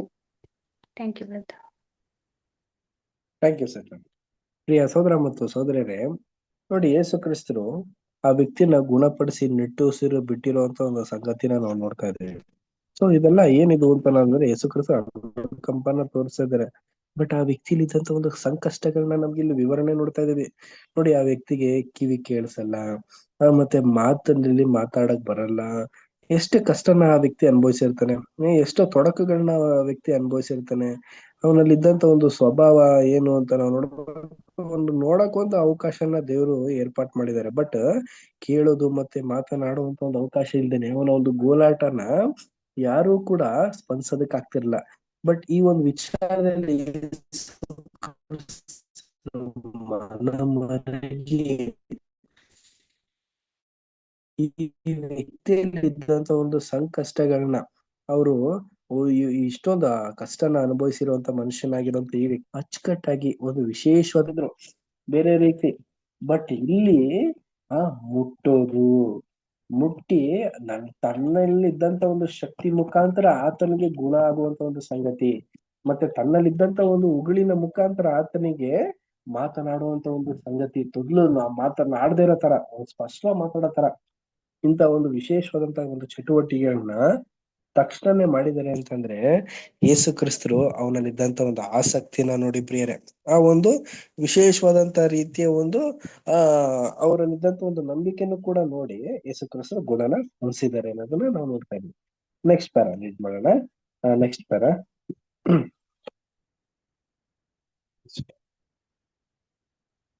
ಅನುಸರಿಸ ಲೀಡ್ ಮಾಡ್ತೀರಾ? ಇಲ್ಲಿ ಓದೋದಕ್ಕೆ ಕರೆಂಟ್ ಇಲ್ಲ. ಆಯ್ತಮ್ಮ. ಹೀಗಾಗಿ ನಮ್ಮ ಒಡೆಯನು ಪ್ರತಿಯೊಂದು ಅದ್ಭುತವನ್ನು ಮಾಡುವುದರಲ್ಲಿ ತನ್ನ ಸತ್ವವನ್ನು ಕಳೆದುಕೊಳ್ಳುತ್ತಿದ್ದರ ಕಾರಣದಿಂದ ನಮ್ಮ ನಿರ್ಬಲಾವಸ್ಥೆಯನ್ನು ಕುರಿತು ಆತನಿಗೆ ಅನುತಾಪವಿತ್ತೆಂಬುದನ್ನು ನಾವು ಇನ್ನೊಂದು ವಿಧದಲ್ಲಿ ಊಹಿಸಬಹುದಲ್ಲವೇ? ಈತನು ತನ್ನ ಪ್ರಾಣವನ್ನು, ಅಂದರೆ ಮರಣದಲ್ಲಿ ಧಾರೆ ಎರೆದು ಎನ್ನುವ ಸತ್ಯವೇದದ ವಚನದ ಅರ್ಥವು ಇದೇ ಆಗಿತ್ತಲ್ಲವೇ? ರೋಗ ಗುಣಪಡಿಸುವಲ್ಲಿ, ಆಶೀರ್ವಾದ ಮಾಡುವಲ್ಲಿ, ಉಪಶಮನಗೊಳಿಸುವಲ್ಲಿ ಹಾಗೂ ತನ್ನ ಸಂಪರ್ಕಕ್ಕೆ ಬಂದವರಿಗೆ ಉಪದೇಶಿಸುವಲ್ಲಿ ಪ್ರತಿದಿನವೂ ಪ್ರತಿ ಗಂಟೆಗೂ ಆತನಲ್ಲಿದ್ದ ಸತ್ಯವು ಬರಿದಾಗುತ್ತಾ ಬಂದಿತು. ಇದೇ ವಿಷಯದಲ್ಲಿ ಬಹು ಸ್ಪಷ್ಟವಾದ ಅಭಿಪ್ರಾಯವು ರಕ್ತ ಕುಸುಮ ರೋಗವಿದ್ದ ಬಡ ಹೆಂಗಸಿನ ವಿಷಯದಲ್ಲಿ ನಮಗೆ ವ್ಯಕ್ತಪಡಿಸಲಾಗಿರುವುದು. ಆಕೆಯು ನಿಶ್ಶಬ್ದವಾಗಿಯೂ ನಿರಾಡಂಬರವಾಗಿಯೂ ಆತನ ಉಡುಪಿನ ಗೊಂಡೆಯನ್ನು ಮುಟ್ಟಿ ತನ್ನಲ್ಲಿ ತಾನು ಹೀಗೆಂದುಕೊಂಡಿದ್ದಳು, ನಾನು ಆತನ ಉಡುಪನ್ನು ಮುಟ್ಟಿದರೆ ಸಾಕು, ನೆಟ್ಟಗಾಗುವೆನು. ಆ ಕ್ಷಣವೇ ಆಕೆಯು ಗುಣ ಹೊಂದಿದ್ದಳು. ಮತ್ತು ಯೇಸು ಹಿಂತಿರುಗಿ ನನ್ನನ್ನು ಮುಟ್ಟಿದವರು ಯಾರು ಎಂದು ಕೇಳಿದ್ದನು, ಏಕೆಂದರೆ ತನ್ನಿಂದ ಶಕ್ತಿ, ಅಂದರೆ ಸತ್ವವು ಹೊರಟಿತ್ತೆಂಬುದು ತನ್ನಲ್ಲಿ ತಿಳ್ಕೊಂಡಿದ್ದನು. Thank you sister. ಪ್ರಿಯ ಸಹೋದರ ಮತ್ತು ಸಹೋದರರೇ, ನೋಡಿ, ಯೇಸು ಕ್ರಿಸ್ತರ ಬಗ್ಗೆ ನಮ್ಗೆ ಈಗ ಸ್ಟಡಿ ಮಾಡ್ತಾ ಇದ್ದೀವಿ. ನಮ್ಮ ಒಡೆಯರ ಬಗ್ಗೆ ನಾವು ಸ್ಟಡಿ ಮಾಡ್ಬೇಕಾದ್ರೆ ಅವರು ಒಬ್ಬೊಬ್ಬನಿಗೂ ಅದ್ಭುತನ ಮಾಡ್ಬೇಕಾದ್ರೆ ಅವರಲ್ಲಿ ಇದ್ದಂತ ಒಂದು ಶಕ್ತಿ ಏನಾಗ್ತಿದೆ ಅಂತಂದ್ರೆ ಡಿಸ್ಪೋಸ್ ಆಗ್ತಾ ಇದೆ, ಅಂದ್ರೆ ಹೊರಡಟ್ಟಿ ಹೋಗಿ ಅವ್ರಿಗೆ ಗುಣನ ಹೊಂದಿಸ್ತಾ ಇದ್ದಾರೆ ಪ್ರಿಯರ. ಈಗ ನಮ್ಮಲ್ಲೂ ಕೂಡ ಒಂದು ಕೆಲವೊಂದು ಶಕ್ತಿಗಳಿರುತ್ತೆ ಅನ್ಕೊಳ್ಳಿ. ಅಂದ್ರೆ ಎಕ್ಸಾಂಪಲ್ ನಾವೀಗ ಆಹಾರ ಸೇವನೆ ಮಾಡಿದ್ರೆ ಕೆಲಸ ಎಲ್ಲ ಮಾಡ್ಬೋದು. ಇದು ನಮ್ಮ ಒಂದು ದೈಹಿಕವಾದಂತ ಒಂದು ಶಕ್ತಿ. ಈ ಒಂದು ದೈಹಿಕವಾದಂತ ಶಕ್ತಿ ಕೆಲಸ ಮಾಡ್ತಾ ಏನಾಗುತ್ತೆ, ಕುಂದುತ್ತಾ ಇರುತ್ತೆ. ಮತ್ತೆ ನಾವು ಆಹಾರ ಸೇವನೆ ಮಾಡಿದಾಗ್ಲೇನೆ ಆ ಒಂದು ಶಕ್ತಿ ಬರೋಕ್ ಸಾಧ್ಯ. ಆದ್ರೆ ಯೇಸು ಕ್ರಿಸ್ತನಲ್ಲಿ ಇದ್ದಂತ ಒಂದು ಪವಿತ್ರಾತ್ಮ ಶಕ್ತಿ ಅದ್ಭುತ ಮಾಡೋದಕ್ಕೆ, ಸೌಖ್ಯನ ಕೊಡೋದಕ್ಕೆ, ಬಿಡುಗಡೆನ ಹೊಂದೋದಕ್ಕೆ, ವಿಶೇಷವಾಗಿ ಎಲ್ರಿಗೂ ಕೂಡ ಒಂದು ಒಳ್ಳೆ ಒಂದು ಸಂಗತಿನ ಹೇಳುವಂತ ಆ ಒಂದು ಶಕ್ತಿ ಏನಾಗಿದೆ ಅಂತಂದ್ರೆ ಪವಿತ್ರಾತ್ಮನ ಒಂದು ಶಕ್ತಿ. ಅದು ಹೊರಡ್ತಾ ಪ್ರತಿಯೊಬ್ಬರ ಒಂದು ಪ್ರಾಣದಲ್ಲೂ ಒಂದು ಮರಣದಲ್ಲೂ ಇದ್ದಂತವ್ರಿಗೆಲ್ರಿಗೂ ಕೂಡ ಬಿಡುಗಡೆ, ರೋಗವನ್ನ ಕೊಡ್ತಾ ಬರ್ತಿತ್ತು, ಆರೋಗ್ಯನ ಕೊಡ್ತಾ ಬರ್ತಿತ್ತು, ಅನಾರೋಗ್ಯದವರಿಗೆಲ್ಲ ಆರೋಗ್ಯನ ಕೊಡ್ತಾ ಬರ್ತಿತ್ತು. ಹೀಗಿರ್ಬೇಕಾದ್ರೆ ಇವರಲ್ಲಿ ಏನಾಗಿದೆ ಅಂತಂದ್ರೆ ಪ್ರತಿದಿನವೂ ಈ ಒಂದು ಕೆಲಸ ಮಾಡಬೇಕಾದ್ರೆ ಪ್ರತಿದಿನವೂ ಕಳ್ಕೊಂತಾನೆ ಬರ್ತಾ ಇದ್ರು. ಪ್ರತಿ ಗಂಟೆಯಲ್ಲೂ ಕೂಡ ಈ ರೀತಿ ಸಂದರ್ಭ ನಡೀತಾ ಇತ್ತು. ಯೇಸು ಕ್ರಿಸ್ತರು ತನ್ನಲ್ಲಿ ಇದ್ದಂತ ಒಂದು ಶಕ್ತಿನ ಹೆಚ್ಚು ಕಮ್ಮಿ 3.5 ವರ್ಷಗಳ ಕಾಲ ಏನ್ ಮಾಡಿದ್ದಾರೆ ಅಂತಂದ್ರೆ ಸಂಪೂರ್ಣವಾಗಿ ಇಸ್ರೇಲ್ ಜನಾಂಗಕ್ಕೆ, ದೇವರ ಮಕ್ಳಿಗೋಸ್ಕರನೇ ದಯಪಾಲಿಸಿದ್ದಾರೆ ಪ್ರಿಯರೇ. ಹೀಗಿರ್ಬೇಕಾದ್ರೆ ಅವರು ಇದ್ರಲ್ಲೂ ಕೂಡ ಏನಾಗಿದೆ, ಉಡುಪಿನಲ್ಲೂ ಕೂಡ ಅವರು ಧರಿಸಿದಂತ ಉಡುಪು, ಅವರು ಮುಟ್ಟಿದಂತ ಒಂದು ಜಾಗ, ಇದ್ದಂತ ಒಂದು ಸ್ಥಳದಲ್ಲೆಲ್ಲಾನು ಕೂಡ ಏನಾಗಿದೆ ಅಂತಂದ್ರೆ ಅದ್ಭುತ ಕಾರ್ಯಗಳು ನಡೆದು ಹೋಗಿದೆ. ಸೊ ಇದು ಯಾವ ರೀತಿ ಅಂತ ನಾವು ಅರ್ಥ ಮಾಡ್ಕೋಬೇಕಾದ್ರೆ, ಯೇಸು ಕ್ರಿಸ್ತರು ಏನಾಗಿದ್ರೆ ಕಂಪ್ಲೀಟ್ ಆಗಿ ಮರಣನ ಅಂದ್ರೆ ಅನಾರೋಗ್ಯ, ಮರಣ, ಇದಂತ ಎಲ್ಲ ಕಾರ್ಯಗಳೆಲ್ಲ ಆ ಒಂದು ಶಕ್ತಿ ಮುಖಾಂತರ ಪ್ರತಿಯೊಬ್ಬರಿಗೂ ಗುಣ ಹೊಂದುವಂತ ಒಂದು ಸ್ವಭಾವನ ದೇವರು ಏರ್ಪಾಟ್ ಮಾಡಿದ್ರು. ಈ ಒಂದು ಶಕ್ತಿನ ಯೇಸು ಕ್ರಿಸ್ತರು ಪಡೆದಿರೋದ್ರಿಂದಲೇ ಏನ್ ಮಾಡಿದ್ರು ಅಂದ್ರೆ ಎಲ್ರಿಗೂ ಕೂಡ ಗುಣನ ಹೊಂದಿಸ್ಕೊಳ್ಳೋದಕ್ಕೆ ಸಾಧ್ಯವಾಗಿತ್ತು. ನೆಕ್ಸ್ಟ್ ಪ್ಯಾರಾಗ್ರಾಫ್ ಮಾಡೋಣ. ದಿವ್ಯ ಸಿಸ್ಟರ್ ಏನ್ ಮಾಡ್ತೀರಾ?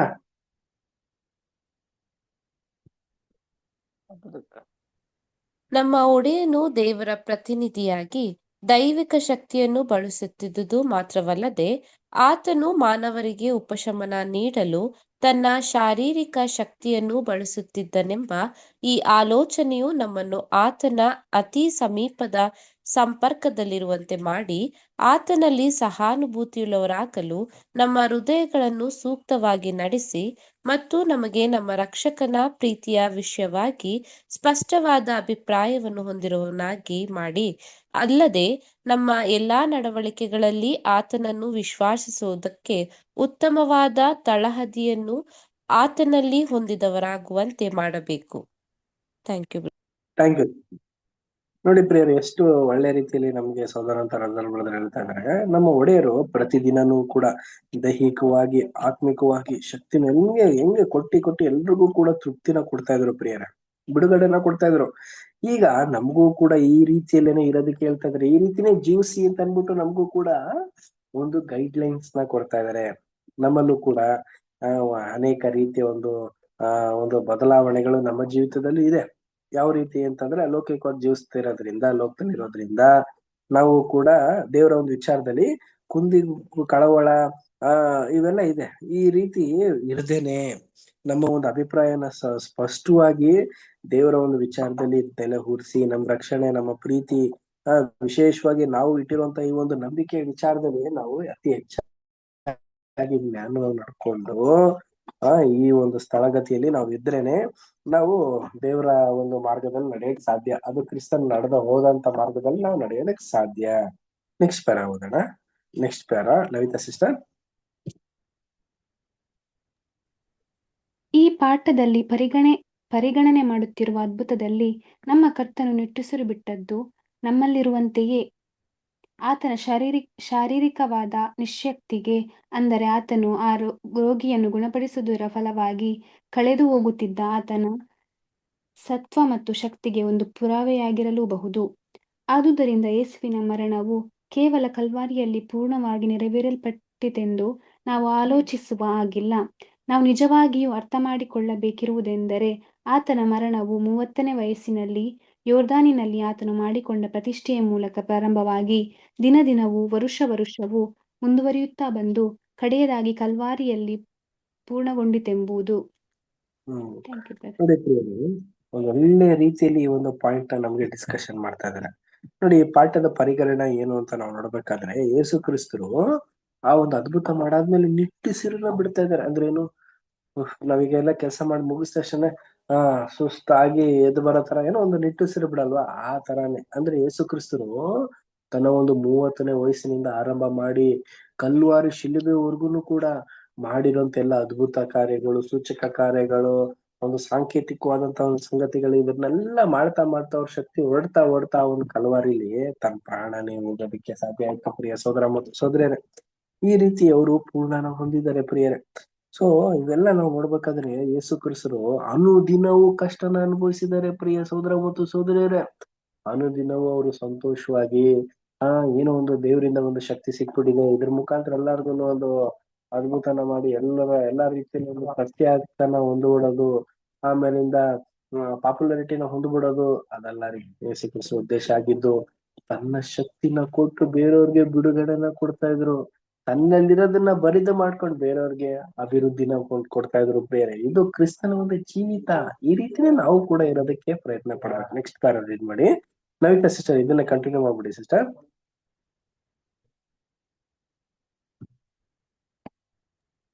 ತಾನು ಶಿಲುಬೆಯ ಮರಣವನ್ನು ಹೊಂದುವ ಇಂದಿನ ದಿನ ನಮ್ಮ ಕರ್ತನು ತಿಳಿಸಿದ್ದನು.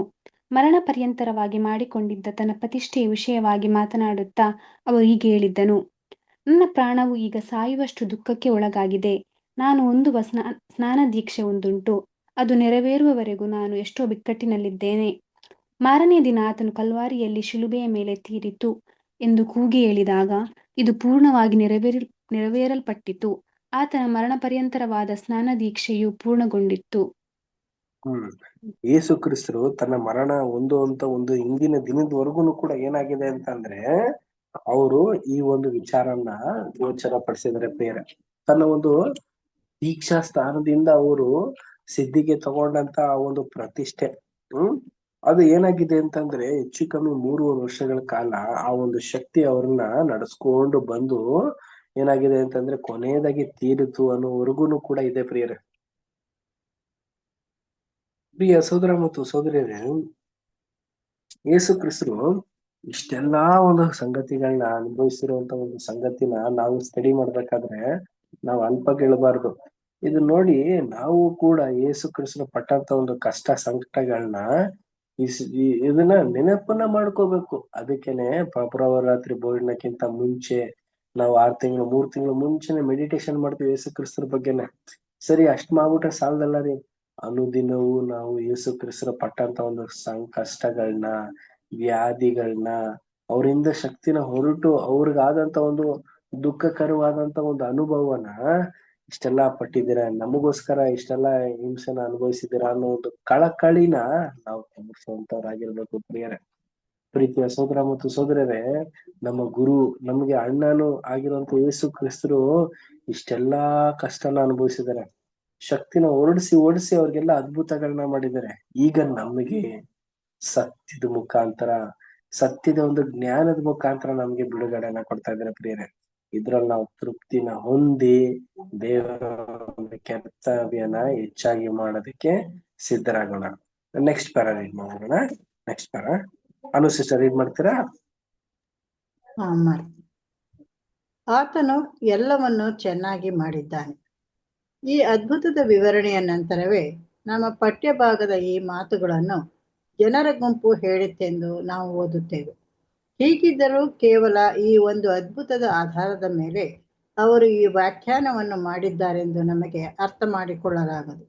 ಯಾಕೆಂದರೆ ಇದೇ ಘಟನೆಯನ್ನು ವಿವರಿಸುವಾಗ ಮತ್ತಾಯ 15ನೇ ಅಧ್ಯಾಯ 29-31 ವಚನಗಳು, ತಮ್ಮೊಡನೆ ಕುಂಟರು, ಕುರುಡರು, ಮೂಕರು, ಕೈಕಾಲಿಲ್ಲದವರು ಮುಂತಾದ ಅನೇಕರಿಂದ ಕೂಡಿದ ದೊಡ್ಡ ಗುಂಪು ಅಲ್ಲಿ ಸೇರಿದ್ದು ಮತ್ತು ಆತನ ಪಾದಗಳ ಬಳಿಗೆ ಅವರನ್ನು ತಂದು ಬಿಟ್ಟಿದ್ದಾರೆಂದು, ಅಲ್ಲದೆ ಆತನು ಅವರೆಲ್ಲರನ್ನು ವಾಸಿ ಮಾಡಿದ್ದಾನೆಂದು ಮತ್ತು ಮೂಕರು ಮಾತನಾಡಿದ್ದನ್ನು, ಕೈಕಾಲಿಲ್ಲದವರು ಗುಣವಾದದ್ದನ್ನು, ಕುಂಟರು ನಡೆದದ್ದನ್ನು, ಕುರುಡರಿಗೆ ಕಣ್ಣು ಬಂದದ್ದನ್ನು ನೋಡಿ ಜನರ ಗುಂಪು ದೇವರನ್ನು ಕೊಂಡಾಡಿತೆಂದು ಮತ್ತಾಯನು ಹೇಳಿರುವನು.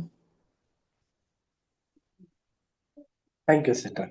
ಪ್ರಿಯ ಸಹೋದರ ಮತ್ತು ಸಹೋದರಿಯರೇ, ಯೇಸು ಕ್ರಿಸ್ತರು ಮಾಡಿರುವಂತ ಎಲ್ಲಾ ಕೆಲಸಗಳು ಚೆನ್ನಾಗಿ ಮಾಡಿದ್ದಾರೆ. ಆದ್ರೆ ಪ್ರಿಯ ಸಹೋದರ ಮತ್ತು ಸಹೋದರಿಯರೇ, ಈ ಒಂದು ಗುಂಪಿನ ಜನರಿಗೆ ಮಾತ್ರ ಗೊತ್ತಾಗಿಲ್ಲ. ಅದು ಒಂದು ಪಾಯಿಂಟ್ ನಮಗೆ ಬಿಡಿ. ಅದ್ ಯಾವ ಗುಂಪು ಅಂತಾನೂ ನಮಗ್ ಗೊತ್ತು. ಪರಿಸರ ಸದಕಾರಿ ಶಾಸ್ತ್ರಿಗಳು ಅವರು ಬಿಡಿ, ಅವ್ರು ಏನ್ ಮಾಡಿದ್ರು ಕೂಡ ಅವರು ಯೇಸು ಕ್ರಿಸ್ತನ ಅಕ್ಸೆಪ್ಟೇ ಮಾಡ್ತಾನೆ ಇಲ್ಲ. ಬಟ್ ಯೇಸು ಕ್ರಿಸ್ತರು ಏನ್ ಮಾಡಿದ್ದಾರೆ ಅಂತಂದ್ರೆ ಅವರು ಎಲ್ರಿಗೂ, ಕುರುಡ್ರು, ಮೂಕರು, ಕೈ ಇಲ್ದಿರೋರು, ಇನ್ನು ಅನೇಕರು, ದೊಡ್ಡ ದೊಡ್ಡ ಜನಾಂಗ ಗುಂಪಾಗಿ ಬಂದವ್ರಿಗೆಲ್ಲರಿಗೂ ಕೂಡ ಇದನ್ನ ಮಾಡಿ ಅದ್ಭುತಗಳನ್ನೆಲ್ಲ ಮಾಡಿದ್ದಾರೆ ಪ್ರಿಯರೇ. ಇದು ಬಂದು ಬರೀ ಒಂದಿನ ಬಿಟ್ಟು ಇನ್ನೊಂದಿನ ಹಂಗೆಲ್ಲ ಇರ್ತಿರ್ಲ ರೀ. ಅವ್ರು ಅನುದಿನವೂ ಕೂಡ ಇವ್ರನ್ನೆಲ್ಲ ಸಂಧಿಸ್ತಾ ಇದ್ರು. ಯಾಕೆಂದ್ರೆ ಆ ಒಂದು ಕಾಲಘಟ್ಟದಲ್ಲಿ ರೋಗ ಪೀಡಿತ ಅಷ್ಟೊಂದಿತ್ತು ಪ್ರಿಯ ಸಹೋದರ ಮತ್ತು ಸಹೋದರರೇ. ಈಗ್ಲೂ ಕೂಡ ಇದೆಯಾ? ಈಗ್ಲೂ ಕೂಡ ಇದೆ ರೋಗ ಅನ್ನೋದು.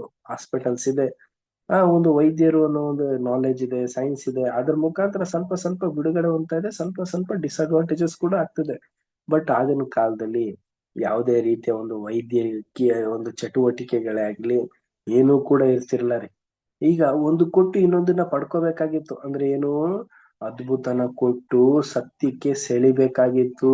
ಅದು ಒಂದು ಫಸ್ಟ್ ಮೂಮೆಂಟ್ ಆಗಿತ್ತು ಪ್ರಿಯರೇ. ಇದು ಬಂದು ಯೇಸು ಕ್ರಿಸ್ತರು ಶಿಷ್ಯಂದಿರು ಮಾಡಿದ್ರು. ಇದಾದ್ಮೇಲೆ ಏನು, ಎಲ್ರಿಗೂ ಬೈಬಲ್ನೇ ಕೊಟ್ಬಿಟ್ರು. ನಿಮ್ಗೆ ಅದ್ಭುತಕ್ಕಿಂತ ಮಿಗಿಲಾಗಿ ನಿಮ್ ನಂಬಿಕೆನೇ ಇಂಪಾರ್ಟೆಂಟ್ ಆಗಿರ್ಬೇಕು ಅನ್ಬಿಟ್ಟು. ಸೊ ಈ ರೀತಿ ನಮಗೂ ಕೂಡ ಮೂಲ ಪಾಠ ಏನು ಅಂತ ನಾವು ನೋಡ್ಬೇಕಾದ್ರೆ ಪ್ರಿಯ ಸೋದರ ಮತ್ತು ಸೋದರಿಯರೇ, ನಾವು ಕೂಡ ಈ ಒಂದು ಜನರ ಮಧ್ಯದಲ್ಲಿ ಇರೋದ್ರಿಂದ ನಾವು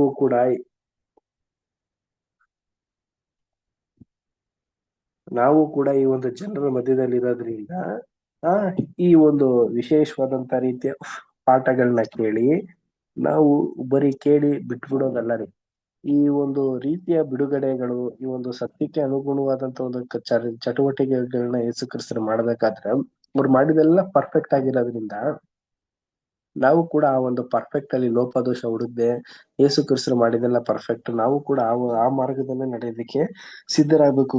ನಮ್ಮ ಕೈಯಲ್ಲಿ ಆಗಷ್ಟಾದ್ರೂ ದೇವರ ಒಂದು ಕೆಲಸ ಕಾರ್ಯಗಳನ್ನ ಮಾಡೋದಕ್ಕೆ ನಾವು ಒಂದು ನಿಷ್ಠೆನ ತೋರಿಸ್ಬೇಕು ಅನ್ನೋ ಒಂದು ಮನಸ್ಥಿತಿನ ಇಟ್ಕೊಂಡು ಈ ಒಂದು ದಿನದ ಅಧ್ಯಯನನ ನಾವು ನಿಲ್ಸುವಂತರಾಗಿರೋಣ. ಮುಂದಿನ ವಾರದಲ್ಲೂ ಕೂಡ ಒಂದು ವಿಶೇಷವಾದಂತ ಪಾಠದ ಮುಖಾಂತರ ವಿಶೇಷವಾದಂತ ರೀತಿಯ ಒಂದು ನಮ್ಮ ಒಂದು ನಂಬಿಕೆ ಕುರಿತಾದಂತ ಪಾಠನ ಕೂಡ ನಾವು ನೋಡುವಂತರಾಗಿರೋಣ. ಕೊನೆಯದಾಗಿ ಒಂದು ಪ್ರಾರ್ಥನೆ ಮಾಡಿ ಈ ಒಂದು ಕೂಟ ನಾವು ಅಂತ್ಯ ಮಾಡೋಣ. ಕೊನೆಯ ಪ್ರಾರ್ಥನೆಯನ್ನ ಸೋದರಾದಂತ ಶ್ರೀಕಾಂತ್ ಬ್ರದರ್ ಮಾಡ್ಬೇಕಾ ಕೇಳ್ಕೊಳ್ತೇನೆ. ಶ್ರೀಕಾಂತ್ ಬ್ರದರ್ ಒಂದು ಎಂಡಿಂಗ್ ಪ್ರೇಯರ್ ಮಾಡ್ತೀರಾ?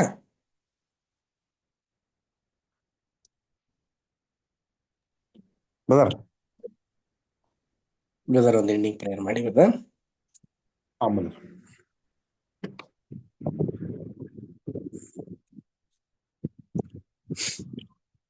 ಪ್ರಾರ್ಥನೆ ಮಾಡ್ಕೊಳ್ಳೋಣ.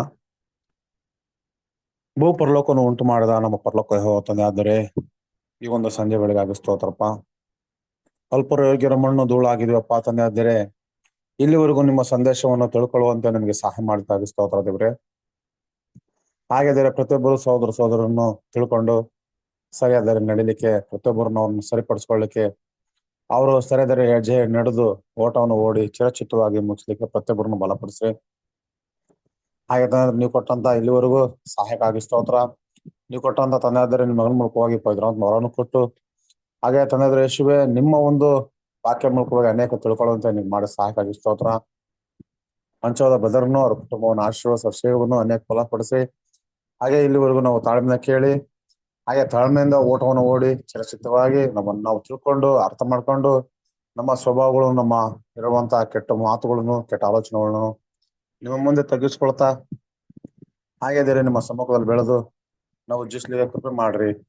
ತಾಳ್ಮೆಯಿಂದ ದೇವ್ರೆ ಬರುವಂತ ಅನೇಕ ಶೋಧನೆಗಳಿಂದ ಜಯಿಸ್ಕೊಂಡು ನಿಂಬಲ್ಸ್ಲಿಕ್ಕೆ ಕೃಪೆ ಮಾಡ್ರಿ. ಇಲ್ಲಿವರೆಗೂ ನಮ್ಮನ್ನು ನಡೆಸ್ಬೇಕಾ ಮುಂದೆ ಕೂಡ ನಡೆಸ್ರಿ. ಹಾಗೆ ಎಲ್ಲಾ ಸೋದರನ್ ಬಲಪಡಿಸ್ರಿ. ಹಾಗೆ ದೇವ್ರೆ ಆನ್ಲೈನ್ ಕ್ಲಾಸ್ ಕೂಡ ಆಶ್ರಯಿಸ್ರಿ. ತಿಳ್ಕೊಳ್ಳಿಕ್ಕೆ ಅನೇಕ ಸತ್ಯ ಸಹೋದರರನ್ನು ಇನ್ನೂ ಬರ್ಲಿಕ್ಕೆ ನೀವು ಸಹಾಯ ಮಾಡ್ರಿ ಎಂಬುದು ಕೇಳ್ತಾ ಈ ಚಿಕ್ಕ ಪ್ರಾರ್ಥನೆ ರಕ್ಷಕನಾದ ಯೇಸುವಿನ ಹೆಸರು ತಂದೆ, ಆಮೇನ್. ಆಮೇನ್. Thank you thank brother. You brother. ಎಲ್ಲಾ ನಮಸ್ತೆ. ಸಹೋದರರಿಗೆ ನಮಸ್ತೆ. ನಮಸ್ತೆ ಆಲ್ ಸಿಸ್ಟರ್ಸ್. ನಮಸ್ತೆ. ನಮಸ್ತೆ. ಎಲ್ಲ ಬ್ರದರ್ ಸಿಸ್ಟರ್ ಎಲ್ಲ ಬ್ರದರ್ ಸಿಸ್ಟರ್ ಗುಡ್ ನಮಸ್ತೆ. Night brothers and sisters. ಎಲ್ಲ ಬ್ರದರ್ ಸಿಸ್ಟರ್ ನಮಸ್ತೆ. ನಮಸ್ತೆ ಬ್ರದರ್.